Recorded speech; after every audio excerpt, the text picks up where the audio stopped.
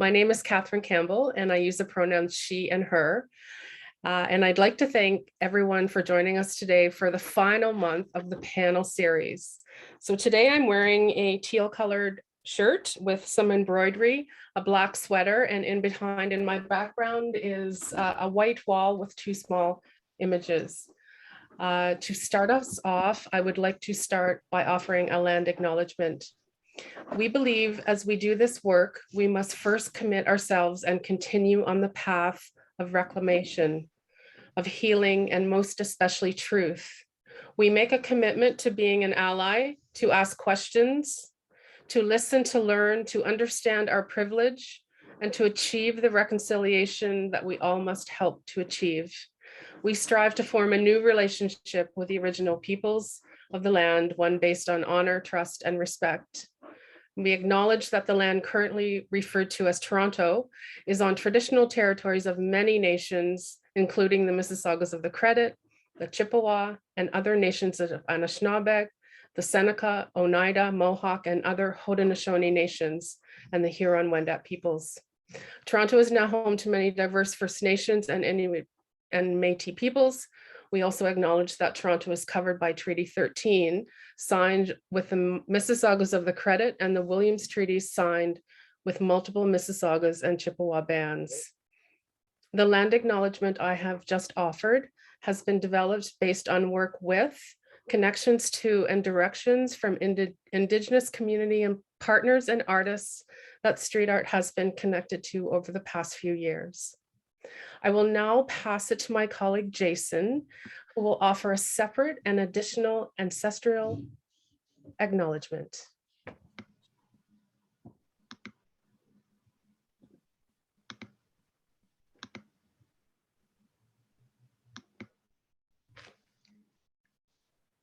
Thank you very much, Catherine. And it's a true pleasure to be here today with all of you and share this virtual space.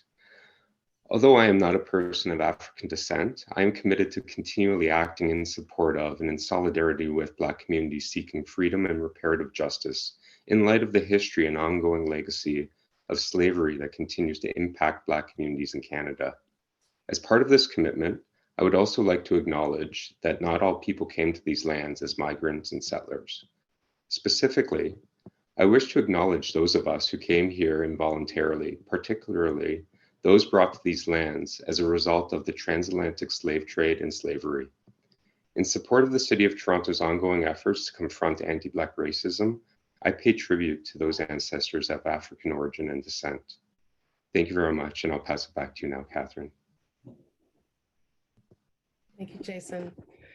I'd like to introduce our team at Street Art Toronto, our team members, Carolyn Taylor and our manager, Randy McLean.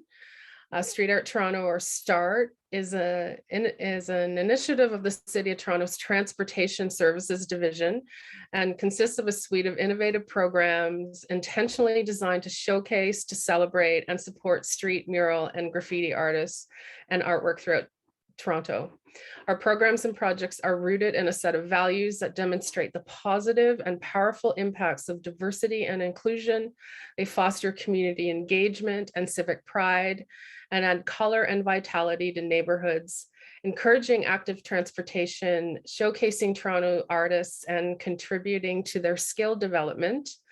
We mentor emerging talent and create opportunities for positive engagement amongst residents and business owners and operators, artists, and arts organizations.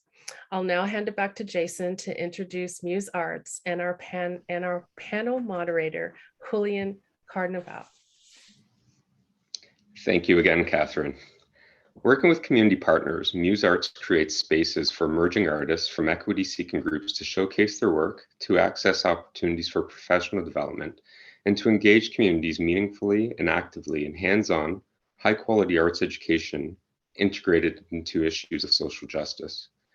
In 2020, MUSE Arts partnered with Street Art Toronto as part of the Street Art Toronto Partnership Program to create a project to celebrate the 100th anniversary of Earls Court Park.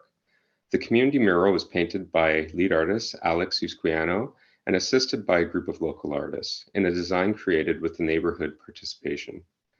We are honored to continue to work with MUSE Arts and look forward to the conversation today. Julian Carvajal, uses the pronouns he and him, is a Toronto-based award winner, creator, and producer of experiences. This queer Latinx Colombian Canadian arts manager producer has over 21 years of experience managing, curating, and delivering art festivals and cultural events. He is the event producer of the largest Pan-American food and music festival in Canada, mentor in residence at the Neighborhood Arts Network while working at North York Arts, StreetARToronto, and producing In My Elements symposia for Artworks.io. Julian has collaborated with organizations and artists from 5 continents on multiple artistic projects. He has mentored over 400 self-identified artists for the past 10 years. He is very passionate about building meaningful relationships, helping others to navigate the art sector in the city while collaborating with others to co-create an anti-oppressive and more diverse and inclusive version of the art sector in Toronto. Please help give me a warm welcome to Julian Carvajal. Hello, everyone. Thank you so much, Jason. Welcome, everyone. This is Julian Carvajal, as Jason mentioned. Welcome to our final, actually, Artist Wellness Series by MUSE Arts Burnout. As Jason mentioned, my pronouns are he, him. I am wearing a white-based t-shirt with a black pattern, and also have like a short hair. And in my background, you can see a colorful mask on top of a shelf. Today is a very beautiful day here in Toronto. It is 8 degrees Celsius, and I'm very happy to be here with all of you today. I'm just going to share with you the format of the panel discussion. So each panelist is going to be invited to introduce themselves in between 4 to 5 minutes, and they can share their experiences and they can talk about more about their practices. After each segment and after each panelist gets introduced, they will have in between 6 to 8 minutes to discuss the main theme of this panel discussion today, which is burnt out. Questions are drawn from each panelist based on what we discussed. And also, please feel free, those of you who are watching this on Facebook, to send us your questions and interact with us using the chat option as well. Also, I would like to thank the ASL interpreters, Brianny Walters and Marianne Latimore. Welcome, everyone. To start, I would like to introduce Shalak Atak.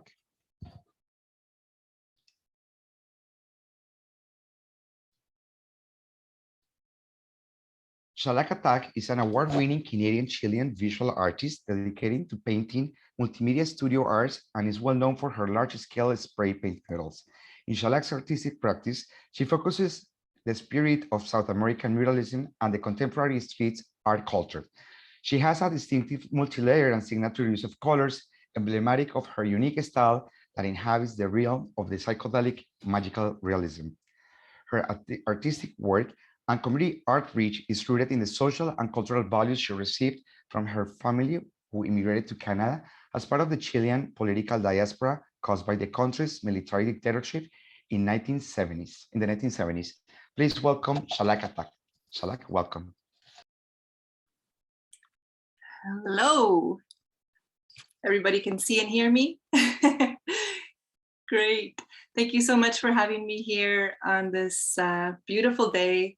I'm so happy to be here and share with you a little bit about myself right now, and then to discuss some important topics about burning out and mental health, things that we all go through. So like Julian said, I'm Shalak Atak, and I'm a visual artist, mostly focused on large-scale spray paint murals. I started over 15 years ago spray painting on the street, and I've been painting really passionately since I was little. So probably as soon as I could pick up a crayon. My mom and my dad, well, especially my mom, was very supportive of us, me and my sister, creating wherever and whenever. So we had a lot of murals underneath the furniture and on the walls, and she would just really support that. So I think that's a big foundation of my love for the arts. So moving on, I think I really decided I had a passion for the arts when I was about 15, 16, when I started thinking about, okay, where am I going to go with my future? And I said, I'm going to do visual arts, and painting was my #1 thing.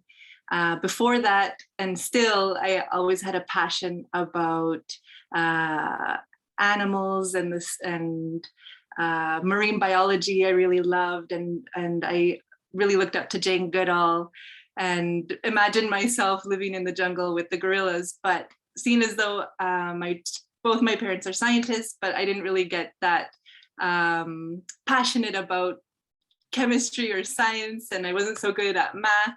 I was better at visual arts. So I've, in a way, been able to take those passions and bring it together and focus a lot of my artwork on creating magical realms and storytelling through showing and creating portraits of animals and humans, and putting them in different environments, and also how we're connected as one environmentally, like thinking about Mother Earth, and those relationships and community. I've worked a lot with different communities around the world. I have a big passion of working with youth, children, and different communities, women empowerment groups. And I think because I felt so empowered myself growing up even into adulthood, and every day we're growing up until we're older. The empowerment of arts that occupies in my life, I wanted to share that because I know it's such a big tool and so powerful for transformation. So that's individual transformation, and also for communities and how we can build together. So using visual storytelling, murals, public spaces, how are we using that for empowerment of the self and empowerment as communities and people who could feel voiceless? How can we engage our voice and explode it into the world that we belong, and we're taking back our spaces? That was a huge inspiration for me for what I do and why I chose my path as a visual artist, but specifically as a spray paint mural artist, is taking back those public spaces and saying, yeah, I'm a woman, first generation Canadian. How do I belong in this place, and how do I belong in this world? And yes, I do have a space to share my voice and to belong here too. So I think that kind of sums up a little bit of what I do. I'll let the other artists talk now, and I'll be back when we talk about the other stuff. So thank you so much. Thank you so much, Alak. So we would like to introduce you now. I'm just going to wait for Paula. We're going to share the screen. I would like to introduce you all to, I'm so sorry, just give me a second. There we go. So I would like to introduce you all to Amir Akbari. He is a visual artist, educator, community advocate, and entrepreneur. In 2003, Amir led his first community art project, which sparked his passion for mural and collaborative art projects. Since then, he has created over 40 public murals, and he has taught art to hundreds of young people across the city, including developing adapting programs for individuals with exceptionalities. His work is rooted in the belief that self-expression can have a lasting impact in the development and growth of young people and their communities, and that there is a disproportional disadvantage across the board for those that face multiple barriers with accessing the arts. He hopes to fill this void through innovative arts strategies, collaborative mural projects, and local community partnerships. Please welcome Amir Akbari. Amir? Hi, everyone. It's a pleasure to be here. Thank you, Julian, for that wonderful introduction. And Amir, sorry, do you mind turning on your camera? Oh, there you go. It's on. Okay, there we go. There you go. Thank you. Just a little delayed. So yes, thanks, everyone. It's a pleasure to be here. Thank you, Julian, for that wonderful introduction. And I just want to say it was a pleasure already just to listen to Shalak talk about her experience and how she got started in the arts. And that's a really wonderful thing about art is you see the common threads that we all have. So a lot of my experiences and how I got started was actually very similar. So we're first generation refugees. We came to Canada in 1990. And obviously, as newcomers, art is not a priority that the parents will allow the children to explore. But we were very lucky because my parents were they allowed us at a young age to explore creativity, explore art. And around the age of 16 was 15, 16 was when I actually started to really develop a passion for art. My older brother had just recently kind of started painting, and he started painting our basement. Actually, he started just painting art on the walls in the basement, and I just kind of followed along with what he was doing, and from there it just ignited a passion for me. And I remember at that age, it's very hard to kind of know who you are or have an identity for yourself. And when I discovered art, it kind of provided that for me, and it gave me a path, and it guided me to this day. And so when the time came to decide what I wanted to do for a career, very much like Shalak was saying, I wanted to go for something that was that I had a passion for, and visual arts and drama were the two things I really liked. And I made a decision to go into visual arts and study painting. I went to OCAD University in 2003 as a very optimistic, gleeful young artist trying to create art and change the world through art. Um, but what I actually encountered was that I felt like there was a lot of restrictions placed on what it meant to be an artist and how to create art. And the world of art, and specifically the world of high art that was kind of presented through the institutions, was something that I didn't feel was it reflected what I wanted to do with art. And it also didn't seem accessible to me. I couldn't really see myself in it. I couldn't really see myself excelling in it. So what I did was I just started knocking on doors. I took my portfolio within a third year of school and just went around to different organizations and communities, and just started engaging with people. And very quickly, I was able to find some a mural project that I could participate in. And once I was a part of that project, and I was able to use art as a way to connect with people and use art as a way to engage, and just being in that space and in that moment, I found the inspiration that I was looking for. And since that time, I've really dedicated my career and my life, really, and almost 20 years now, to using art as a way to connect with people and to help break barriers that people experience. Uh, Reflecting on myself at that age when I was a young person, I see how important and vital art was for me in terms of giving me a path and identity. And that's something that I really want to share with a lot of young people throughout the city. And throughout the last almost 20 years, I've focused my career on creating murals, teaching art, being a part of community events, community projects, and really trying to support creative development with young people. And more recently, I've gone into developing programs for individuals on the autism spectrum and individuals with exceptionalities. And just once again, just using art as a tool to kind of break those barriers. And the wonderful thing is with art that I experience from day one till now is that it is really the ultimate connector of people. You can have people and individuals that might not associate in other realms of life engaging in a very free way. And I've seen this over and over in my work, where young people, adults, seniors will just all come together and engage in creativity. And it's a wonderful, wonderful thing to see. Yeah, currently I'm working as the director of arts at SAC Autism Center, where we're developing new art initiatives and programs to support individuals in their creative expression, and also in providing employable skills through art.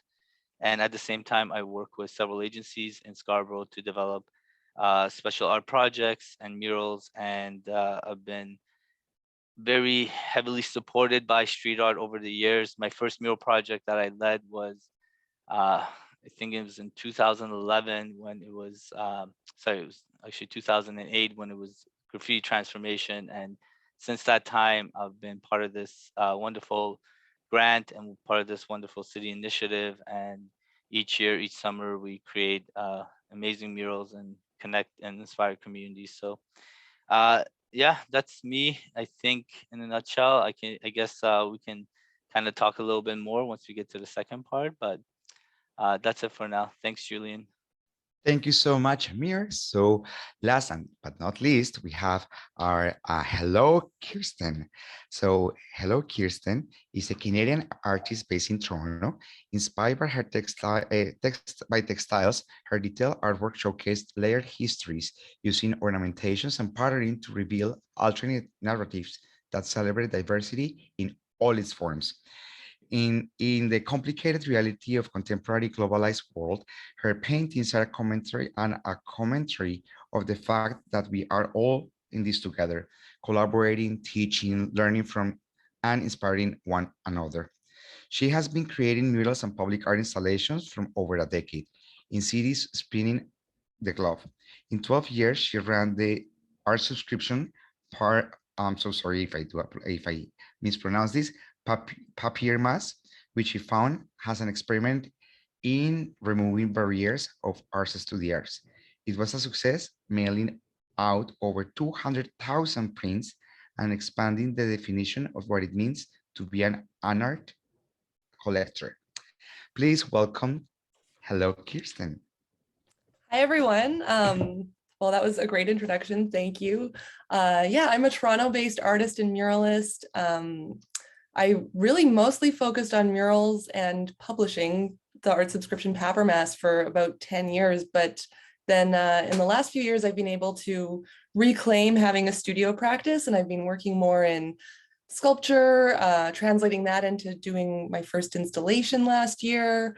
And also, yeah, I made my first public artwork, that permanent public artwork that's art printed onto the glass of an LRT station in Edmonton. And that just went live a few months ago after 3 years of being in the planning and production process. So I've, got my finger in a lot of different pies. I think, I've been doing this for 13 years, and, what most artists who've been doing this for this long can agree is that you sort of need a lot of different pillars and different supports in terms of where income is coming from, where inspiration is coming from. And it's always, a little bit of a juggle, but I consider myself very fortunate to have been able to do something that I really love for this long.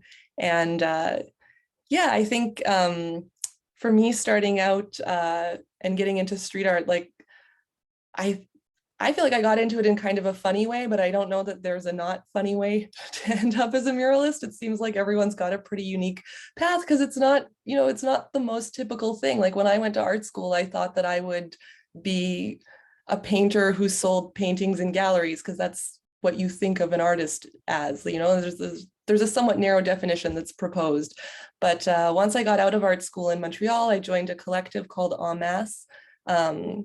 There was all these artists who would come together and paint these big black and white collaborative murals. And a lot of them were street artists and muralists. And after creating these big black and white murals for a few years, I thought, oh, I kind of want to branch out on my own and try painting my own mural, like something with color, because I love color and I love pattern. And I just want to, do something really fun. And the interesting thing is that as soon as I put that intention out into the world, within a month, I had 6 murals lined up. Like it was just this sort of effortless thing that happened. I'd been working for a long time then. So, I had connections, and I had also people who I could call on to support me and help me as I figured out, like, what kind of paint do you use when you paint a mural? All these really basic questions. We all start wondering the same questions at the beginning.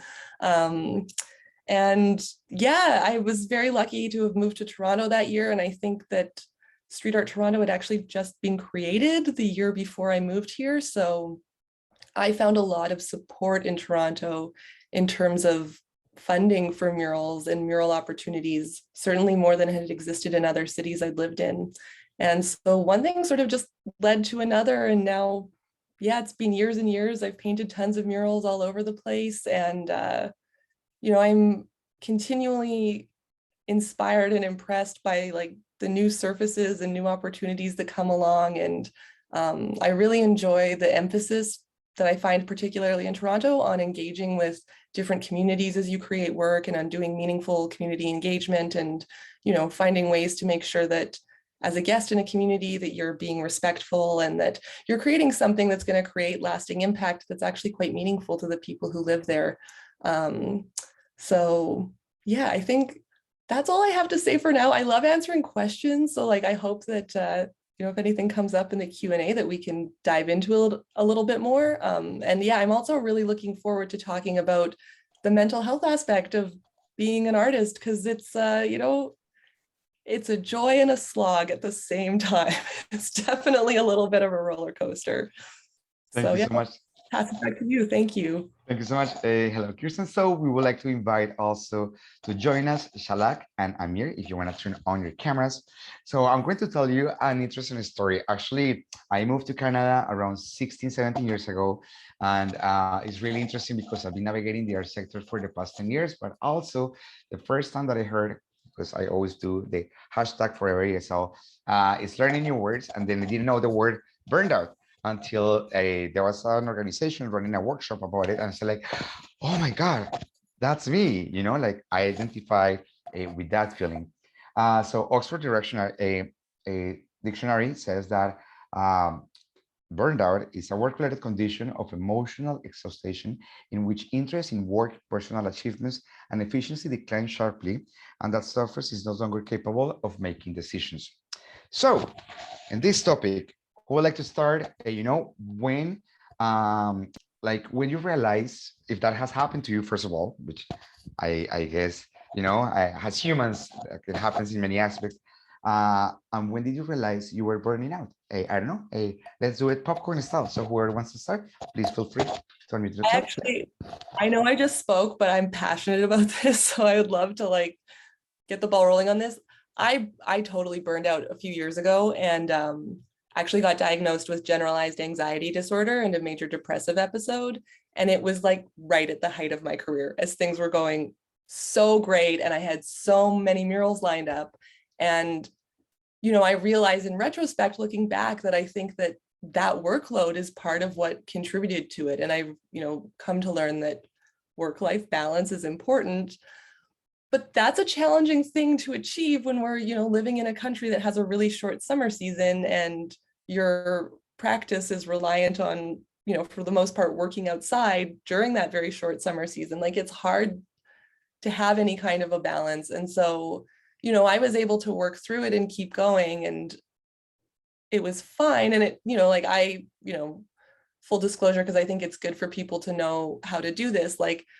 I told my doctor I was feeling depressed, and I asked for a full psych evaluation and got referred to a psychiatrist. That took about 6 weeks, and then got on medication, and I started seeing a therapist at the same time. And that was helpful, but it got me to about 70% better. And it wasn't actually until this past summer that I started to feel like I was actually 100% better and was totally over it. And in retrospect, I think it was because the pandemic really, really slowed my workload down, and that actually taking a break and not working super hard was necessary. And it's just, I don't think that I ever would have given myself that voluntarily, but having experienced it, I can now see that that was absolutely crucial to healing. But it's a hard thing to do when you're hustling to make a living. Thank you, Kirsten, for sharing. Amir, Shalak, you're more than welcome to please join the conversation. Sure, I can jump in. So yeah, that's really interesting, Kristen. And I think I've experienced burnout several times. I don't think it ever went to a place where I needed some sort of intervention, but I think probably every few years I've experienced it. But the interesting thing that you were saying was right before the pandemic, I was kind of experiencing that. Just everything was so overwhelming. There was so much work going on.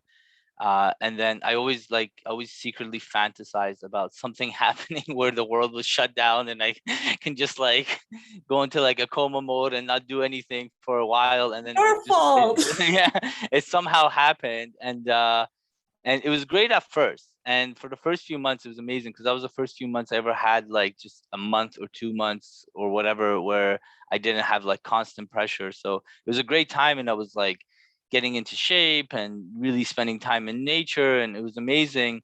And then winter hit. And then when winter hit, I actually had the opposite effect. I actually burnt out worse than I've ever have from a lack of things to do. And I guess because I was always in this cycle of just constantly going, just going and going and going. And then I got the break, and the break was good. But then once everything just kind of stopped and your life became very solitary, I had a hard time adjusting to that, because I was always used to being around people, being in really highly engaging situations and environments. And then all of a sudden, for 6 months, 7 months, I felt like I was almost like imprisoned. And I actually had, as a result of stress and anxiety, I actually got vertigo, which I never had before. And if you've never had it, I hope you never get it. But it was an awful experience. It's pretty much knocked me out for about a month. I couldn't really move or do much for at least a few weeks, and it took some time to kind of heal from it.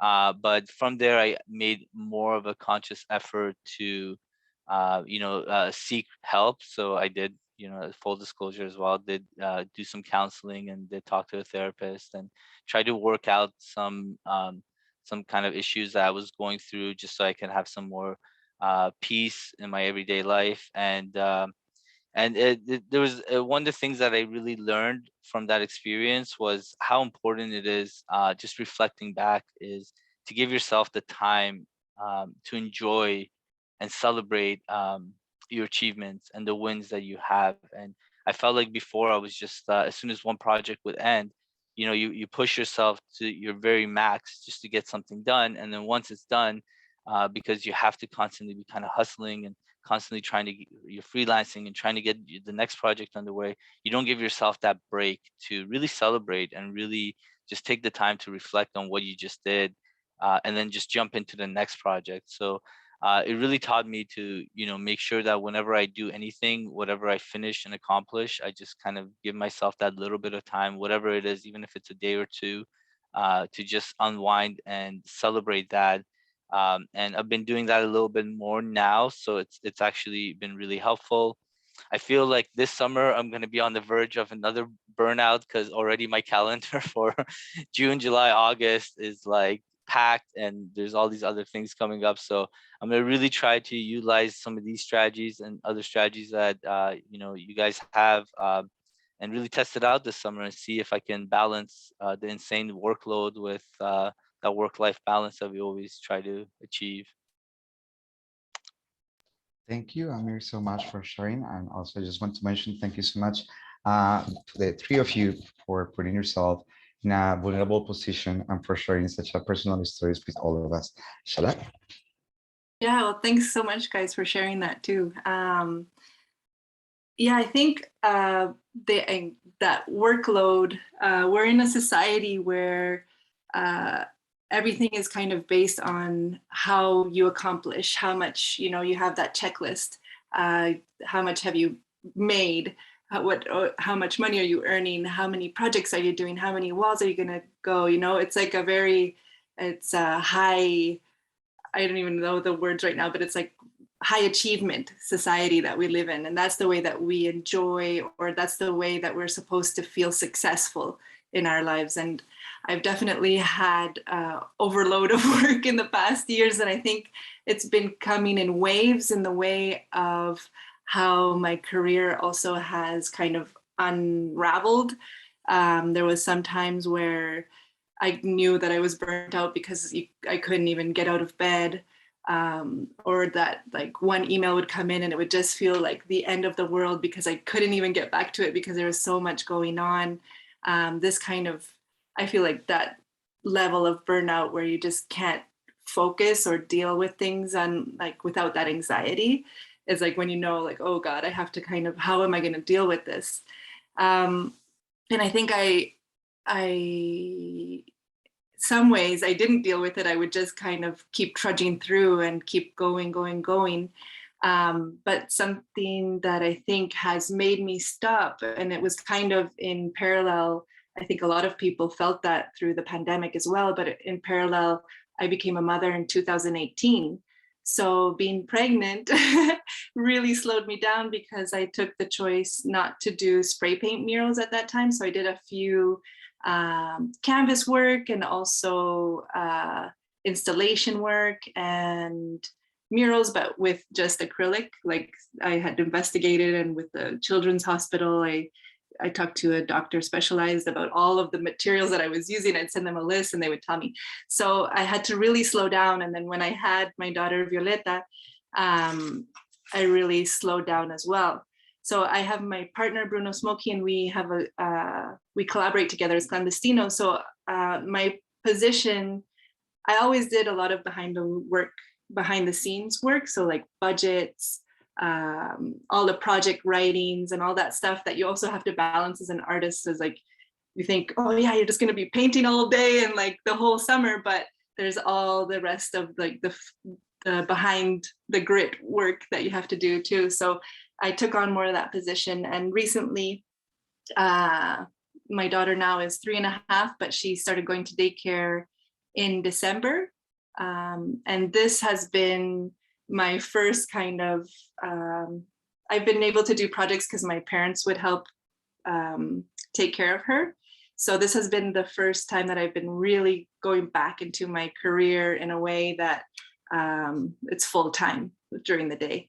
But being a mother, I think, has really been taught me so much about different aspects on how to take my time, how not to get nervous about things or anxious about things, because I pass that energy on to my daughter and I see it reflected. So sometimes I notice in myself, I would take care less of myself.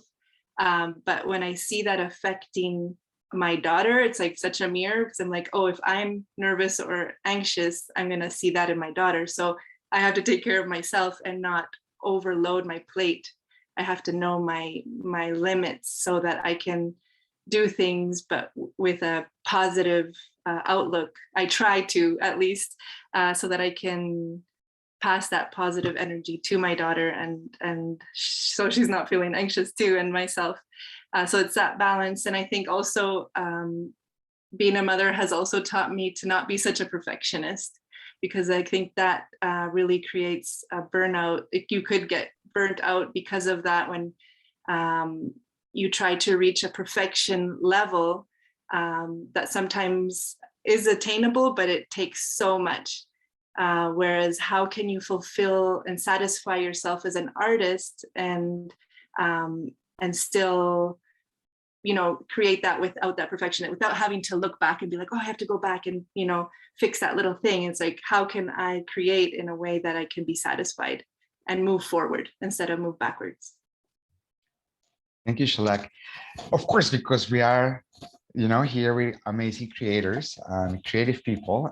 So I just wanted to ask you if you could describe the burnout feeling through a color or a graphic, how it will look like. I mean, I think that I would see it as really, really muted tones, because, they say like the opposite of depression isn't happiness, it's vitality.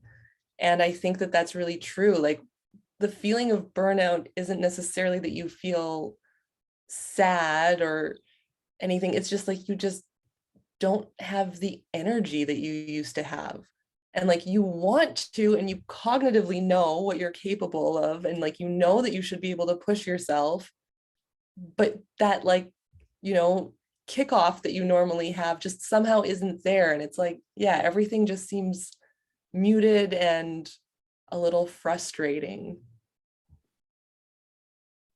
I agree. I think like a muted color, like I see gray tones and maybe like a veil where you can't see clearly through it. So it's like you're almost, like a veil. Yeah, I agree. I definitely saw a lot of gray when you said that. And I see like something with like sharp edges on both sides kind of coming in. And it's just when I'm in that state, I think like anything and everything kind of triggers you, and small things like Shalak was saying, like the email or just something small, like a small thing you have to do, just feels so overwhelming. So Yeah, definitely dark grays, some sharp edges, and something heavy at the top, maybe. Interesting, Yeah. in front of pictures, but thank you so much for sharing the three of you. So this is a question that has like many layers. So, so this question is, as you mentioned before, the pandemic actually helped you to kind of like put a pause, or at least during X time during the pandemic to find yourself in a place where you were able to decompress, to take a pause in your artwork. So what about before the pandemic? What were you doing before the pandemic to deal with burning out? And also, what were some of the tools, if there are any, that you have used to deal with a burning out?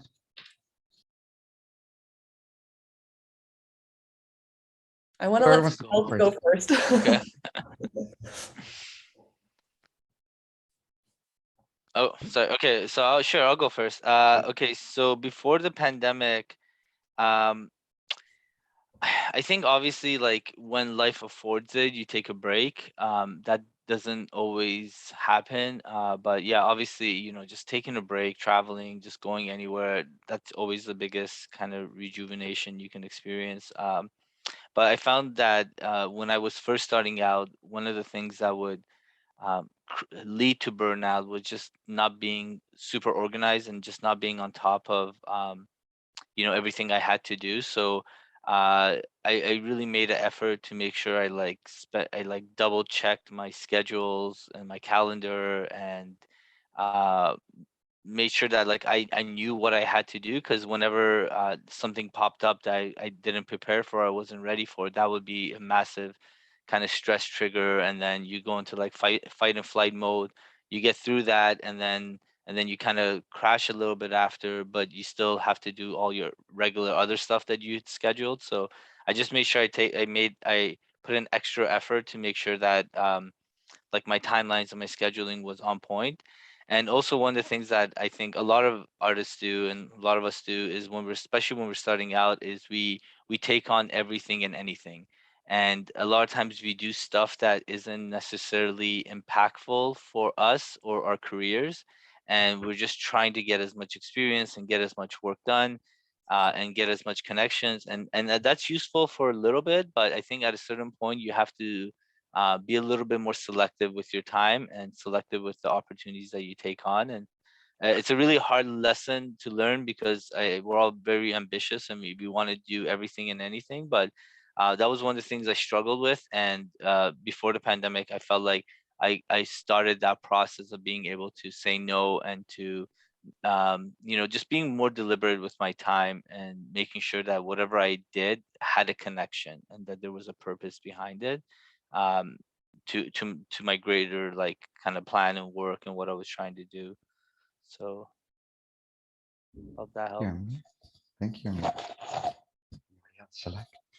I totally agree with what you say about the priorities and being selective. I think that would almost be key. And I think at the beginning too of when I started, it's like you're almost everywhere and you just have all this energy. And also we're younger, right? So it's like your ball of energy is like massive, and you don't burn out too easy because you can do all of that plus party and do everything. Right now it's kind of different. Got to balance it out differently.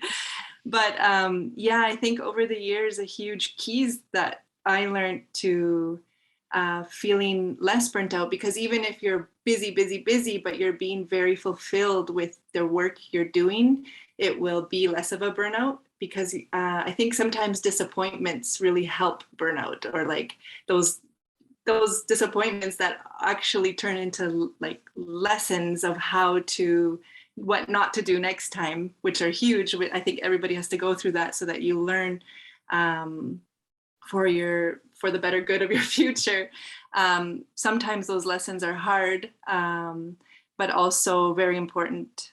So prioritizing, don't do everything. Like even this week, I've had to say no to different jobs that if I would have done it, I would have like just ran myself too thin. I wouldn't have I wouldn't even have time to do it, but I wish I could.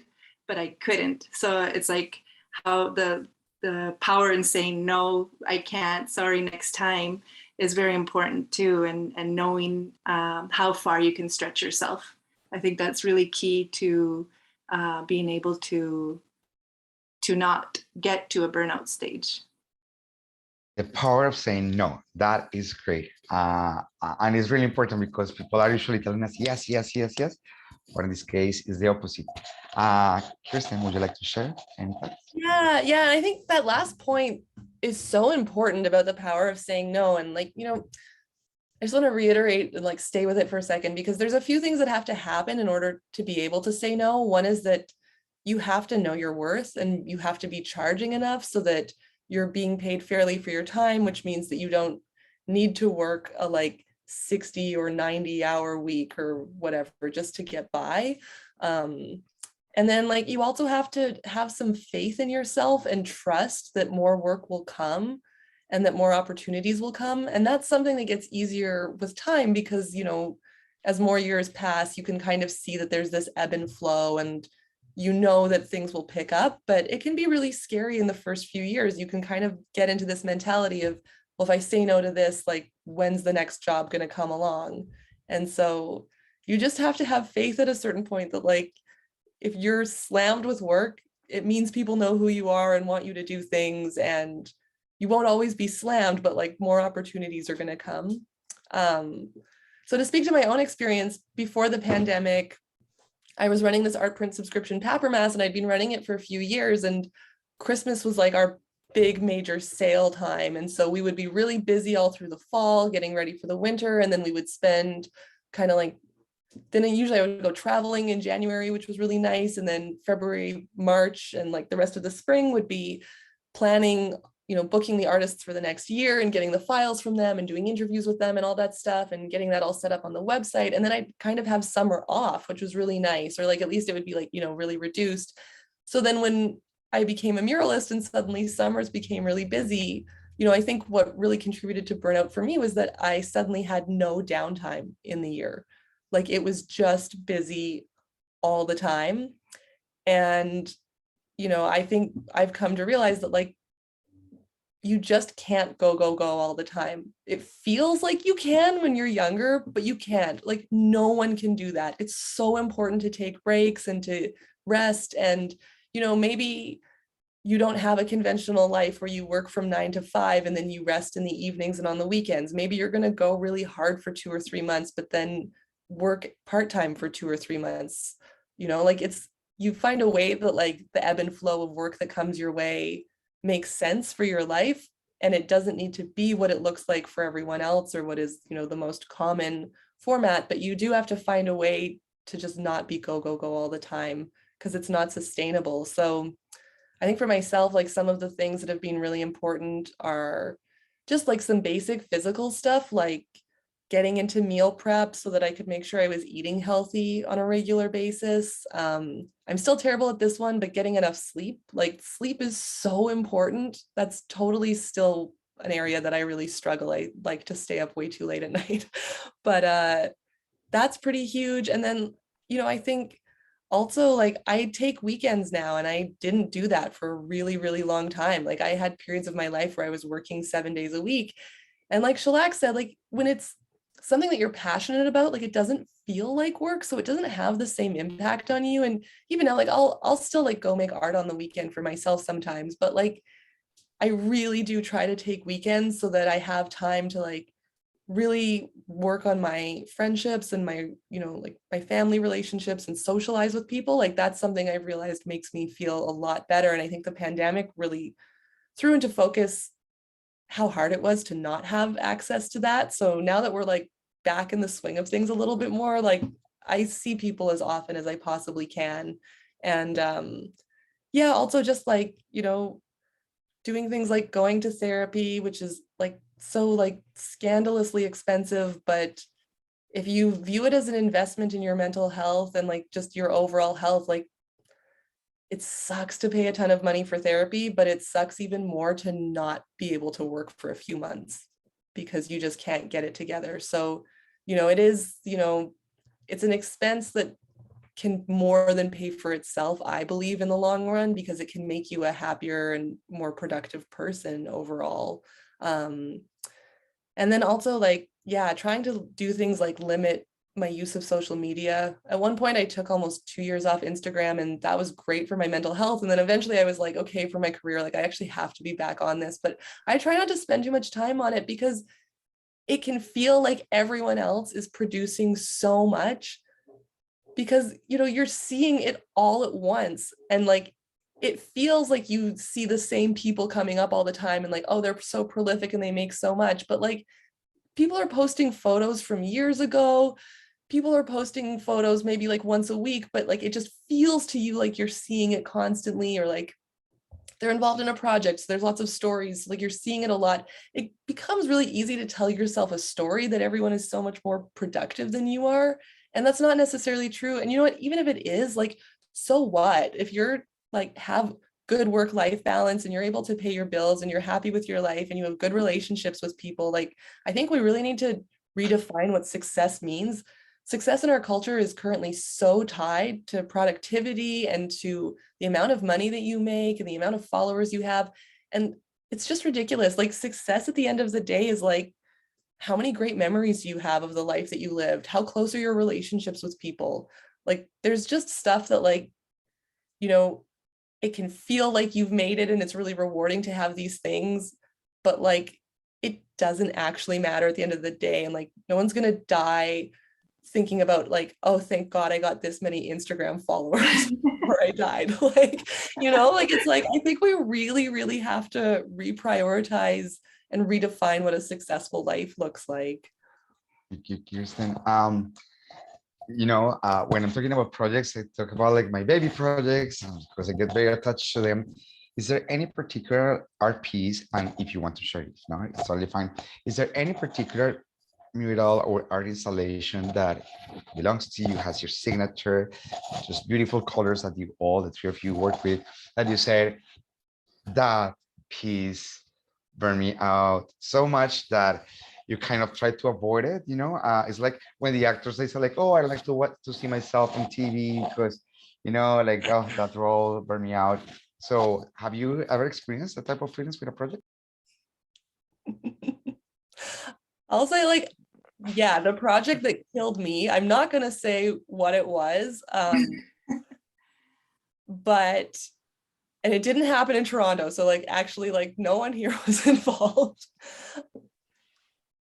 There was like a huge amount of community engagement, and it just like kind of resulted at the end of the day in so many cooks in the kitchen and a lot of like somewhat conflicting expectations. And I wanted to make everyone happy, and it's not possible when there's that many people who have different expectations. And I think I didn't have enough of a strong sense of where I stood to like really put my foot down on certain things. So I just, yeah, and I already was having a hard time feeling burnt out even going into this project. So like, it just, yeah, it was totally overwhelming. It went on for way longer than it was supposed to. And, you know, at the end of the day, I realized, I don't know, it was a lesson for me in having boundaries. And that's something that I'm, you know, still working on and still learning. But, you know, it's pretty common as an artist that every project is different. So you get into these different situations that you've never encountered before. And it's not until you're quite far along that you're like, oh no, something weird is happening. And like, I need to learn how to address this situation. So, I mean, it was a learning experience. They always are, but yeah, it's hard when you can't make everyone happy, but if you think you can, you're in for a rough ride.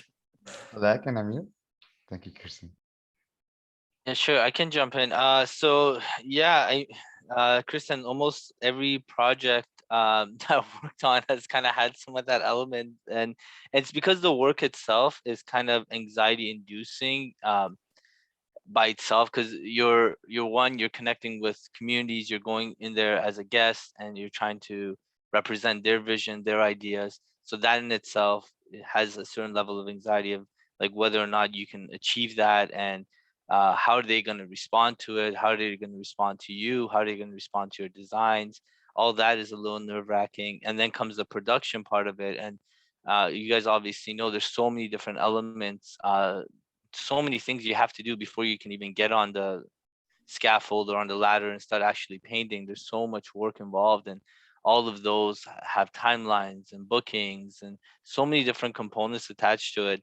And then once you get to the production, if you're afraid of heights, then you're up on a swing stage or a scaffold, or if you're out there in the sun, or if there's like all these people coming by and everyone's asking you questions and making comments and you're trying to focus on the work. So almost every part of a mural project I find has that anxiety in it. But I guess at the same time, there's a huge reward that you get at the end when you do see the artwork. So it does help with that. But specifically, Julian, to give you a specific example, the mural that I did, the biggest one that I did in 2019, right before the pandemic, was a 14-story mural in Scarborough. And like everything else was great. It was just getting on the swing stage every day. And I don't know if I have a fear of heights or not. I feel like anyone should be scared on a swing stage. And just like putting on that harness every day and then getting up there, and then it's actually swinging, and the rope, your lifeline sometimes pulls on you, like pulls on your back, and you can't see what you're actually working on. So you're up there, you're working on something, you can't really see it, then you got to come down and look at it, and you're like, oh my God, that's not good at all. I have to go back up and re-strategize. And so looking back, it was amazing. Like, it was such a cool experience to get to do that. But then sometimes when I drive by and I see it, just a little part inside me starts to move, like with the swing stage. And after spending literally like 100 hours or so up there, at the end of the day, I would go home and I would try to like sit down, but like I would be like, my insides would be moving. And so sometimes when I drive by and I look at it, I still get that feeling. It comes up a little bit. I'm just like, okay, it's over. Calm down. It's over. You don't have to go back up there anymore. So it's still with me. I mean, I love it. It's like one of my proudest projects that I've been part of, and I'm so happy I did it. I can't believe I actually did it. I'm so happy I did. But yeah, I still get a little bit of that woozy feeling every time I look at it. Thank you, Amir and Shalak. I can feel what you're saying, that adrenaline when you, Yeah. I can feel that adrenaline when you're like survival mode. Yeah. That's crazy. I think I was thinking about it as you guys were talking, and I think for me, mural work, it's almost like you're a construction worker. So it's very exhausting, like physically. And I think the rewards, like you said, Amir, are very large too. So it's like you're giving so much, but you're receiving so much at the same time. So it's this give and take, and you're being fed all this stuff. But I think there's a big difference at the end of the day. If it's a good project or a bad project, physically, there's always going to be exhaustion. But I think for me, in my experience, that exhaustion is okay. And I've felt fulfilled still when your spirit is high. So when, like, at the end of a project, you spend like 2 weeks and up and down scaffolds or things, and you're just like not sleeping and going. When your spirit is high, that burnout won't catch you, because you have this satisfaction and this fulfillment. I think it is on a spiritual level. It's like in your heart. And I think times that I've had burnout has been burnout, or like that high anxiety, has been with the relationships that have been created during the process. So either with an organization, a manager, or a community member, or something, when something goes wrong with a relationship, and that spirit kind of dims, and you're not feeling like your colors are being receptive, or they are, but sometimes the negative overtakes the positive, which is crazy, because you can have like a room full of 1,000 people like cheering you on, and then there'll be one negative person who comes and is like grumpy about it and just like tries to slice you down, and somehow that negativity echoes sometimes further than it should. So that trying to filter that out, I think, is important, and really listening to the positive voices around you, and also learning how to protect yourself and in ways of like, I've learned huge lessons is writing those expectations. I think, Kristen, you were talking about that before. Expectations are so important. So how do you create like an artist agreement where your expectations are? What are you doing in your role, and what is the other person doing in their role? And I think just having something so simple where you both sign it and everything is written out, like all these details, like where are you going to put your paint? And then you don't get there, and then it's like, this could be a stress. So line those things out and organizing, like you said, Amir, are so important to not get into those stressful situations. I think really can help being clear about expectations and about your relationship with the person you are working with. Because when there's the gray areas and you have that expectation that's not fulfilled, I've had my spirit feel taken advantage of, or my work feel taken advantage of, and my spirit and my heart, I put so much of it into my work, like we all do as an artist. So it almost becomes like a personal level. It's hard to separate your artwork with, this is just work. It's like, no, this is a piece of me. So that's why it impacts us so much, right? Totally, yes, it's totally a piece of you, as you mentioned, and like the babies, like say, like, yes, this is my little baby. So we have a comment from Michael Camunia. Michael, I hope I'm pronouncing well your last name. So this person says, Michael, it is a little ironical that art heals, but like doctors cannot cure him herself. Artists rarely partake of their creative therapy. So thank you so much, Michael, for sharing that. And so while you were talking, I was wondering if you feel that every time that you're working on a project, each project will have a feeling, a sensation of burning out, and also what can be some of the tips that you can provide to people. I know I love asking two questions into one. I'm so sorry about that. But what will be your recommendations for people to identify the symptoms? What are kind of those common symptoms that people should be? It's like when you're getting a cold or something, you get some symptoms, so you know you're gonna get it. So like, what are those symptoms that you think people should be aware of in order to avoid those situations? And also, if it is a matter of understanding that each project itself is going to have a little bit of this component of burning out. Shala? Me? I feel like, well, yes, each project you're gonna burn out in not burn out necessarily, but it is exhausting in a way, especially muralists. Even like now, this whole winter, I've been working mainly on canvas work and studio work.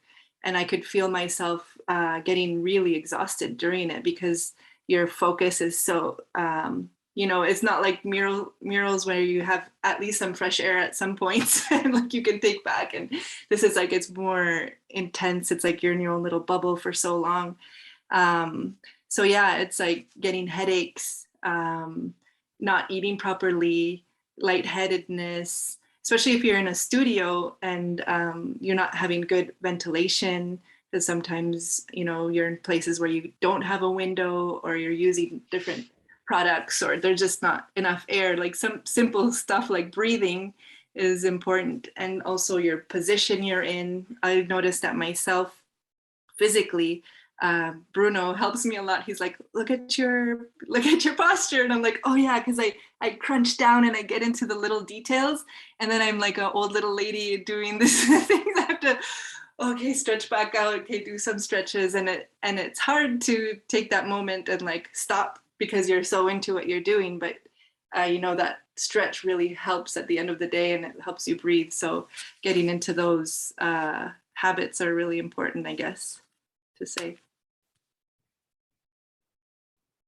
Yeah, I think that's all like such a good point. For myself personally, like I find like, yeah, every project can be exhausting in its own way, but the feeling of burnout tends to be cumulative and like something that builds up over a longer period of time for me of just not probably really taking proper care of myself. And the biggest symptoms are like I think if I catch myself sliding into unhealthy behaviors, like if I want to eat a lot of junk food or watch a lot of TV, I just feel like I don't have energy to like socialize with people, or like, yeah, I don't know. There's just like kind of like these little things where it's like all of that stuff every now and then, like that's totally fine. But when it becomes this thing that you feel like you need a lot, like even every day, like that's a huge sign for me now that like something's unbalanced in me and something's not right. And then, yeah, I think other things, like I notice my mood, like I will get like really irritable or kind of grumpy, and like that's a sign for me that I need like a serious break. Thank you. Yeah, 100%. I think the lifestyle is a big one. Definitely, you notice, like you said, you start eating junk food. You don't have like you come home at the end of the day, you don't have patience for anything. You just want to watch TV or whatever, or watch something, just shut your mind off. You don't want to reply to your emails, and definitely the lifestyle is those are big kind of indicators that something's going on. Um, for me, one of the things I always notice before I get to that stage is when I'm not being present in the experience and in the moment. And usually, a lot of the stresses come before and after you're actually painting, and when you're actually doing the art itself. Um, Most of the time, that's like everything else goes away. You're just kind of in the zone, and that itself is like the therapy of it. So most of the time, I'm able to, once I get through all those challenges and stresses, and I'm at the wall and I'm doing this painting and I'm with the youth and we're doing our thing, um, then I can be present and it feels great and it's a relief. When I start to notice that I'm not experiencing that, when the painting and the production itself starts to really become like a chore, or it becomes labored, and you're just not into it as much and you're just forcing yourself, that's when I know that something's going on. Because for me, that's like, that itself is like my therapy. That itself is like the big reward that I enjoy. So just when you lose that excitement, and you start to not appreciate the impact that you're having, and just the awareness of what you're actually doing, you're physically creating something in a public space with people. It's an incredible, amazing thing. So I feel like when I notice that my excitement isn't there, that's a definite like clue. Hey, something's going on. Take a break, take a few days, do whatever you need to do, so next time you come back to the project, like you can have that excitement again. And just, it doesn't, and that doesn't necessarily have to be excitement in like a really upbeat, energetic way, but just to feel good about what you're doing, and to be able to absorb yourself in it and just be present and be in that moment. Yeah, so when I'm not there, that's definitely the sign that something's up. Thank you so much. As a subject that you were talking about this item, um, do you have, after each project, do you have like a ritual to pause and decompress when you just wrap it up, showcase, unveiling, picture here, interview here, final report, all of that? Is there any particular ritual that you do have to kind of like, this is it, thank you, next? No, that's a great idea. I know, I was gonna say, That's a really good definitely idea. need one. Yeah. I think for me, maybe it's taking the last photo, because sometimes when you finish a project, like so many times we had to grab our suitcases from wherever we were, and we went from finishing the mural straight to the airport. So it's just like there's not even time for closure, and sometimes there's like barely time to take a picture. So the picture is almost like, especially for murals, it's like that's what's gonna stay with you, and that is the wall, that's that moment that you finish the wall. So if you know, it feels so unsatisfying when you do a big project and you can't get that final picture. I feel like that final picture is like whew, and it just stores it there. It's so quick, but it's so important for us to have. That's like our only hard copy, because after that you just leave it to the world, right? You gotta let go. So yeah, I think that ritual for me is taking that picture, or getting Bruno to take the picture. Thank you. Anybody else? I just wanted to say on that, it's so sad when you finish at night and then you're like, I'm leaving first thing in the morning. Like I can't even get a good picture. So hard. Yeah. Amir, any? No, I think the picture is definitely a good point. I haven't actually thought about that. I do try to now like make sure I celebrate and take some time off, but usually I'll just literally try not to do anything, go out for dinner, hang out with the family, hang out with the wife, whatever, and just do that type of stuff. But I think now that you mention it, I think having some sort of ritual is not it's a great idea. I think that could be something that should start looking at implementing. Yeah. Yeah, something like your favorite song, Yeah, dancing by yeah. yourself in front of the That's mural. okay. So I do sometimes blast music right after the Okay. project's done in the car, and just if the weather's good, I'll roll down the windows. I'm like ah, a little bit, scream a little bit, just let it out, just let it all out. But yeah, that's another one. So like I'm wearing these multiple hats, and one of my hats is being an arts admin, the person who actually work along with the artists when they're creating and the whole process. So from the perspective of arts organizations, what do you think that we can do to support artists to avoid to have them affected by the workload and the burning out? Christine, you mentioned before that we live in a society where being successful and this amount of projects and we work with deadlines, of course, but because I work with indigenous peoples and I have this passion for indigenizing and decolonizing processes, it's also thinking about uh, taking like steps slowly but surely to get there. So how, from the arts admin perspective, like how can we support more the processes for artists to ensure we are not putting so much workload in your hands that we are helping to cause without even knowing that burning out sensation? That's a very generous question, and I appreciate you asking it. I think one of the things that comes with privilege is a sense of entitlement, and I'm sometimes shocked when I'm around a white, cis, straight male artist, the things that he just sort of expects, and he doesn't even know that he's expecting something that maybe someone else would never ask for. And one of the things as an administrator is you work behind the scenes with people, so you get to see a whole lot of different series of expectations and behaviors. And it's probably in a lot of ways a relief to work with someone who's really not demanding.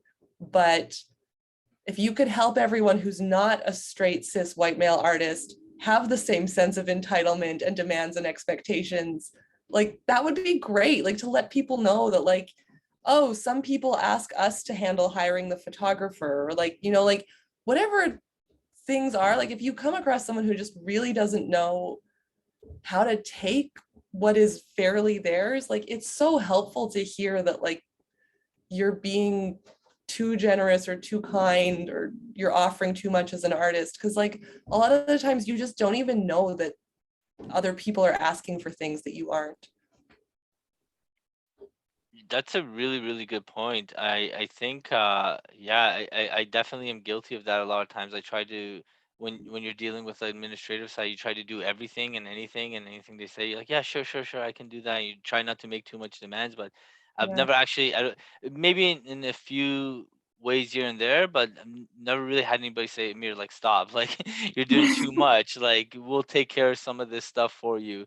And I think you want to be like, I want to be as kind of easy to work with as possible, but you don't realize, as you're saying, like maybe you should make some demands so that you can kind of focus on the thing that you're there to focus on, and by doing that you can actually create better, higher quality work instead of trying to do all these additional administrative and all these different tasks. One of the things that is a big inducer of stress for me is when I get caught in the communications of other parties.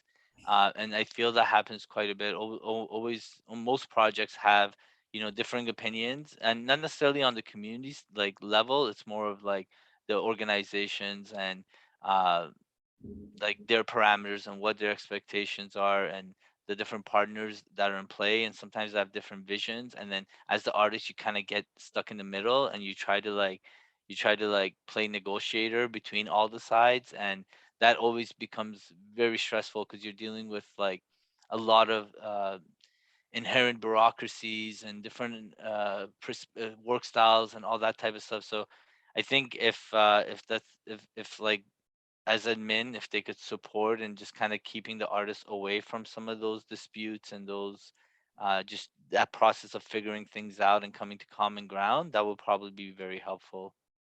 Thank you, Anya. Jack? Yeah, I think as artists, and we start at zero and we get to where we are today. You have to kind of learn all the different aspects. So you learn the behind the scenes, you learn how to make invoices, you learn how to make the budgets, you learn how to work with community, with the city, with organizations, with community, and each one has like a different language that you do. And then you also have the artistic language as well that you're creating. Sometimes for projects, those other things like the administration and the bureaucracy take over. And it is a lot to kind of do it. You kind of start, you get into a flow of how you do it and how you can learn from yourself and experience and the different communities and different organizations, institutions, or businesses. I think it's really important, but it's so much work. And I think recently I've had a really great experience that I worked with an organization that Steps Initiative. I worked with them before, but last year and the past 2 years, we worked together, and I was like, wow, thank you so much for taking that on. And the way that they were so respectful and communicative with me, and the way that they dealt with the community and the organizations and stuff. I told them, I was like, this is such a great example of how collaboration can happen, because I was able to focus creatively. And so I was the artist where I didn't have to do all of that admin stuff. And I could really just pour myself out into the creativity and into the visual language. So that's huge. Like, they took care of things that I would be normally thinking about, like, oh, what kind of snacks are we going to have at the spot? Where are we going to go to the bathroom? Or, there's all so much logistics that can happen. And I guess an organization also, in that way, because you're asking, like, as if an organization, you also have to have that experience of being on site with an artist. I think it's really important so that people learn what an artist goes through at a mural site, because you can do a lot of admin too, but there's so much other stuff. So by really learning, or through experience, and trying to create that bureaucratic workload for the organization, and let the artist do what they can do best, which is create. I think that's like kind of a dream project. It's great having this open canvas that StreetARToronto has always, like for 10 years. StreetARToronto has supported many artists and has been able to create many projects around the city, over 500 of them, over 1,000 actually. Today we had a meeting, we're talking about those ones, so it's really interesting to hear that. And then a question about when you're burning out, just going back to that feeling, is it easy for you to ask for help? Let's do like each one like 3 minutes, because then we're getting close to the end. This is the end. So each one of you get around 2 minutes to tell us, like, is it easy for you to ask for help when you're feeling burning out? How you deal with that? I can start. So it's become easier. At first, it definitely was not. I think you take on this kind of approach where you have to almost be a soldier, and you have to do everything, and you have to rough it out, and you can't show that you're having a hard time or struggling or burning out, and you have to like internalize all that, and still try to be an inspiring artist and all that type of stuff. So at first I definitely would not reach out or ask for help, but over time, and I think it's just a symptom of just getting older, not being able to pull all-nighters, and just not having the same stamina. You just kind of, I had no choice. I had to learn how to actually reach out and get help and take breaks and do all that type of stuff. So if it's, I always, like, when I work with younger people, I always tell them, like, if you need help, just reach out. There's no shame in it. But it personally, it took me some time to kind of get to that point.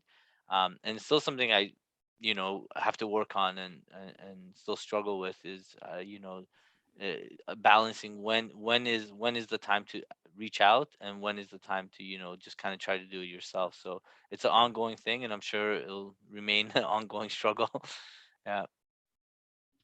I relate to that so much. Like, I think I, in general, am someone who has a hard time asking for help. And that's something that across the board in my life, I've been working for years to get better at. But it has gotten easier because the other thing is, like, as your projects get bigger, you just can't do it all on your own anymore.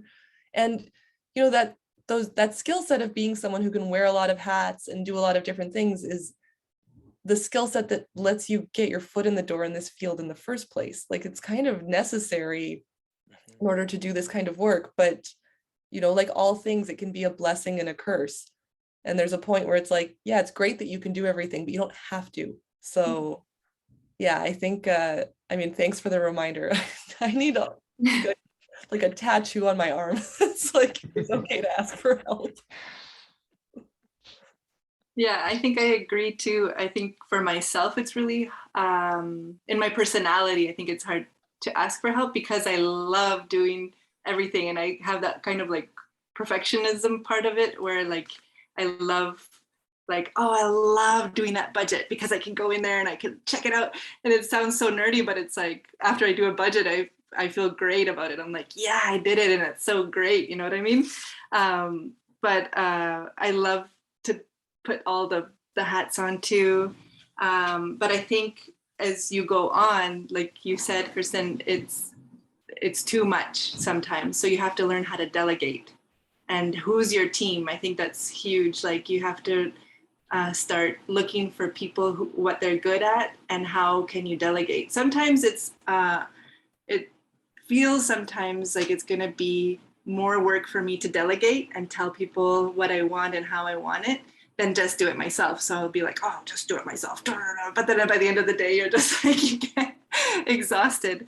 And I think, yeah, it's like giving that trust in people, in others, that, yeah, they can also handle it and they'll do it maybe different than you, but it'll be a good job and it'll get done, you know?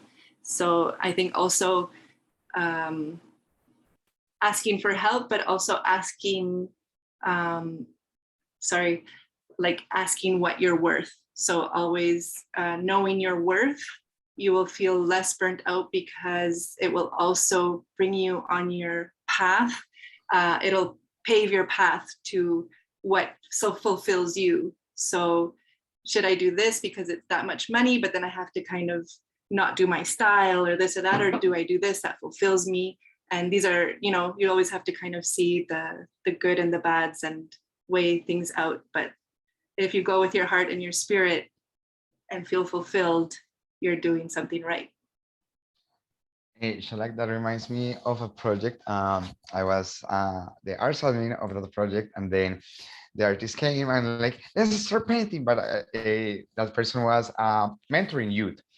I'm like, let's take a minute, let's warm up our hands, you know, let's like a stretch, because sometimes it's like, go, go, go, go, go. And we forget like the wellness of our bodies as well. Like, you know, like the physicians that they go to the gym, and I'm saying like, everybody goes to the gym, but like taking care of themselves and like warming up their bodies and making sure like they're taking rest. I have experienced some artists who actually, because they're on the swing, they have experienced like, they have hurt their backs and all of this. So it's important as well to understand. And I just want to, I'm not politicizing anything in particular, but there is a clinic for artists since 1994 in the city of Toronto. And many people don't know about that, but they offer many services as well, chiropractic services, massage, because for some people you say, oh, I'm going to get a massage. It's like, oh, how fancy. But it's actually because you need it, especially because the work is demanding and it's demanding you to use your whole body. So of course, has your temple, you also have to take care of it. So for all of us who are here watching us live on Facebook, via Facebook, if you want to leave us your comments, please let us know. Also, I just want to mention that this is the third workshop happening in partnership with a MUSE Arts and StreetARToronto as well. And these artist wellness series are to talk about these topics, because sometimes we just don't take the time, or we focus more about like, what is the artistic statement? What is those things that you wanted to bring to the piece, but we forget about the person behind them. And, you know, we're made out of the same thing. a body, skin, a heart, a mind, and of course, a body that we have to take care of. So because we're getting close to the end, I would just like to give each one of you like around a minute and a half to say something to the public, to the audience, to other peer artists around the city, the world, that you would like to share. So please feel free.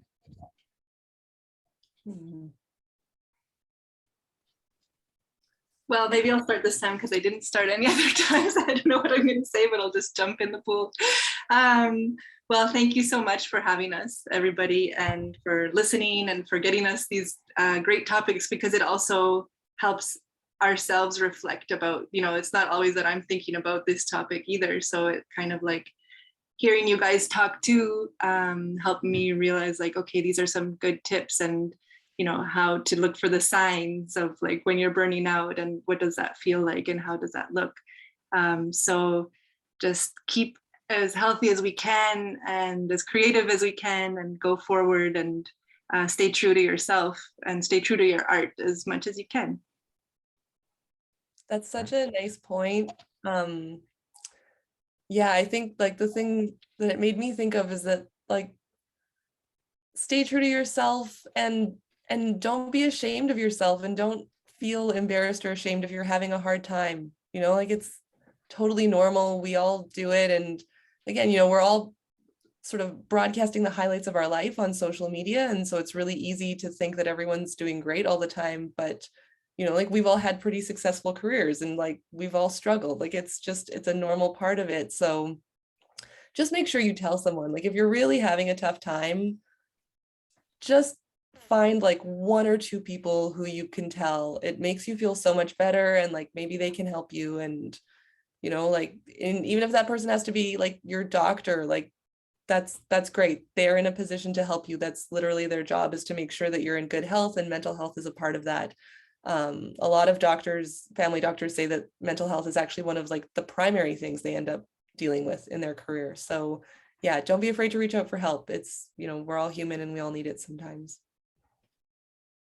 Yeah, it's actually been really refreshing to actually get to talk about some of these things and talking about challenges. And a lot of times when we come together, we always talk about our successes and our triumphs, and it's good to actually see what happens behind that. And like everyone's kind of said it. It's universal experiences. We all kind of feel the same things and go through the same things and have the same challenges. And unfortunately, the way kind of people communicate and engage nowadays, our interactions are sometimes not always really deep, and they're kind of on the surface. And so, by having these conversations and engaging with people on a deeper level, you find that empathy for each other, but also yourself, and you understand that it's hard for all of us, and we go through a lot, and it's okay, and it's fine, and it's opportunities are like a ferry; they'll come and go. So if something doesn't work out right now, if you just can't do something right now, don't push yourself. There will be another opportunity. There's always another year. There's always another month. So just be kind to yourself, and start with you. It really starts with you. So I tell myself that all the time, and I try to live by it as much as I can. So Thank you, Amir, so much. Thank you so much. Hello, Kirsten and Shalak, of course. Thank you so much, Shalak Attack, for joining us today. Mental health, burnout. Today, Thursday, April 28th, we were live streaming via Facebook, and also this recording is going to be available on YouTube. I would like to thank Paula Sofia Morales, Natalia Ruiz, and Paula Gomez from MUSE Arts. Also, I would like to thank cell interpreters Brittany Walters and Marianne Latimore.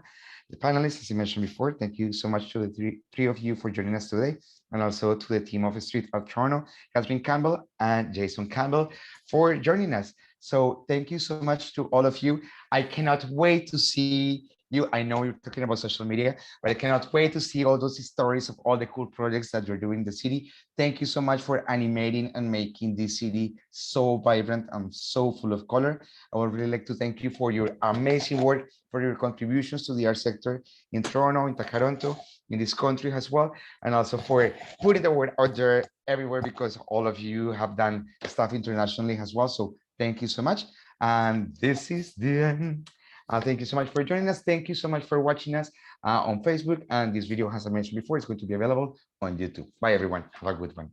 Thank you. Bye. Thank you. Thanks, everyone.